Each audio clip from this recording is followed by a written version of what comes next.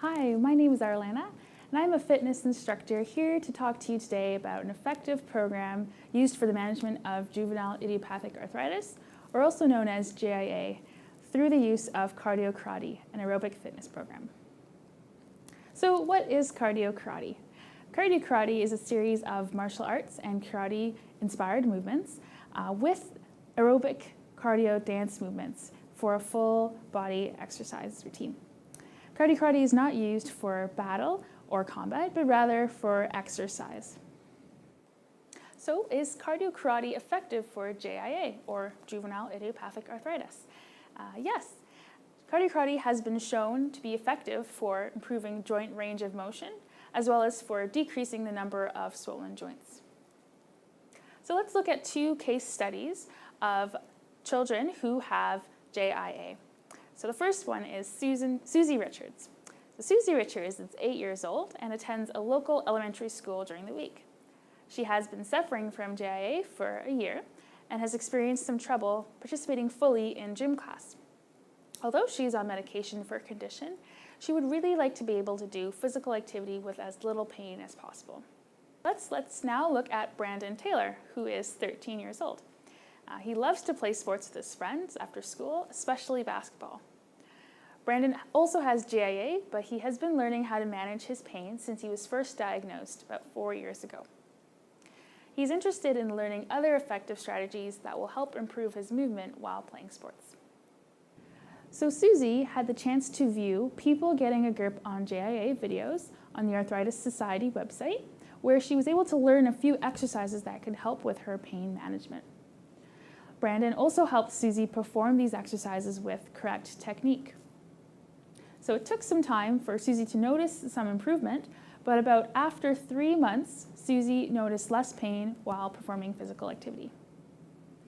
So in conclusion, it has been shown that children diagnosed with JIA, who are between the ages of 8 and 16, and who do not experience moderate or severe hip pain while walking, are able to benefit from using cardio karate exercises. So cardio karate has a variety of different movements that can be performed for both the legs and the arms. Some examples of leg exercises include marching, side steps, and side kicks. For the arm, some exercises include side hooks, side crosses, and a front jab. So how many times should you perform the cardio karate exercise routine? Well, it's recommended that this routine be performed at least 3 times per week. Okay, the session length should be about 30 minutes for the workout session, but a 10-minute warm-up and a 10-minute cool-down should be performed as well. So the warm-up will come before the routine, and the cool-down will come afterwards. The total program length should last 12 weeks, which means for 12 weeks at least, in order to see improvement, these cardio karate exercise routines must be performed at least 3 times a week. So this program has 3 different intensity levels. Level 1 is the lowest level of intensity, level 2 is an average level of intensity, and level 3 is the highest level of intensity. In our practical video session, we have done level 1 intensity for the cardio karate exercises. If you would like to do level 2 or level 3 intensity for the cardio karate exercises, you simply need to increase your speed at which you do the exercises in the video. You can also have a heart rate monitor to see if you are reaching your maximal heart rate of greater than 75%. And we will see how to calculate that a little bit later on. You can also ask your fitness instructor or a physical education teacher for additional help on how to use a heart rate monitor and to see if you are having a heart rate of higher than 75% of your maximal heart rate. Okay? So here are a few tips that you can follow as you do the exercise routine. You can do the exercises at a time of day that you feel your best. So for example, if you feel stiffer in the morning, it might be best to avoid doing the cardio karate routine at that time. You can also use a journal or a calendar to mark your progress. These are great ways to keep track of how well you are doing.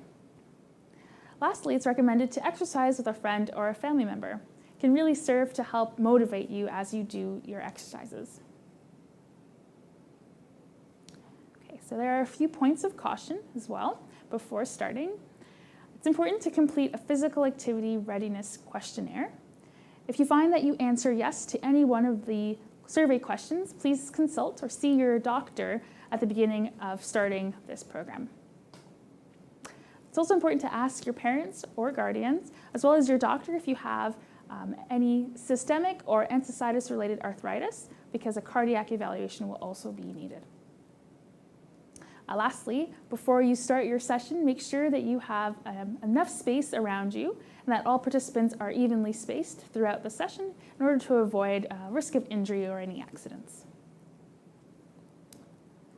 Okay. Some more points of caution before starting include avoiding levels 2 and levels 3 intensity of the cardio-karate exercise program while you have swollen joints. It's important to make sure that you have no pain while you're performing these exercises in order to not injure yourself further.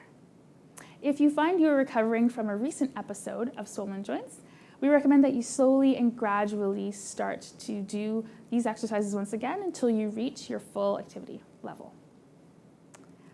We also recommend to start the cardio-karate program when your JIA is stable and when you aren't experiencing any pain or swelling in your joints. Okay. So while doing the program, it's important to do movements that do not cause you any pain. So avoid movements that do cause pain. Take breaks as needed. If you have moderate to severe pain, it's recommended that you stop your session for the day and wait until your pain goes away before continuing. And also, if you find that certain exercises are causing more pain, it might be best to stop performing those exercises during the routine and see if you can try them at a later time. So at the end of our practical video session, we will be checking our heart rate. So here are a few steps on how to check your heart rate properly. First thing to do is to stand still and to breathe normally.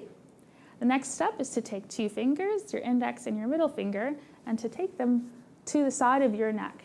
Apply a little bit of pressure so that you're able to feel your heartbeat. You can also take your 2 fingers and put them on the underside of your wrist as well. So as you do that, it's important to count the number of beats that you feel for about 15 seconds. After you've counted for 15 seconds, you will take that number and multiply it by 4 to have the total number of heartbeats that you feel in 1 minute. You can also simply count the number of beats that you feel in 60 seconds. Okay, so here's an equation that you can use to calculate your maximum heart rate. If you know your age, you will use that age number and multiply it by 0.7, and that will give you a value that you will then subtract from 208, and that answer will be the maximum number of beats per minute that you can have at your age.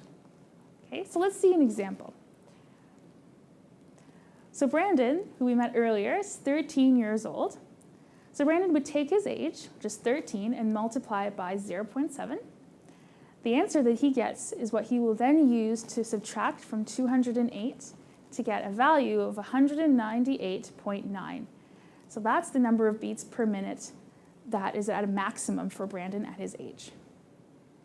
If Brandon wanted to do level 3 intensity for cardio-karate exercise routine, he would have to then multiply his maximum number of beats per minute value by 75%. And if he does that, he would get an answer of 149.2 beats per minute. So this means if Brandon wants to do level 3 intensity of the cardio-karate exercise routine, he would have to obtain a value of greater than 149.2 beats per minute as he exercises. Okay. These references on the slide support the evidence-based cardio-karate program and additional information shown in this presentation. And the creation of this presentation was made possible with the contributions of these organizations, patient and parent volunteers, as well as health science students. We would also like to especially thank Dr. Brian Feldman and his colleagues from SickKids for the video materials and intervention details. This concludes our presentation today on cardio-karate exercise for juvenile idiopathic arthritis.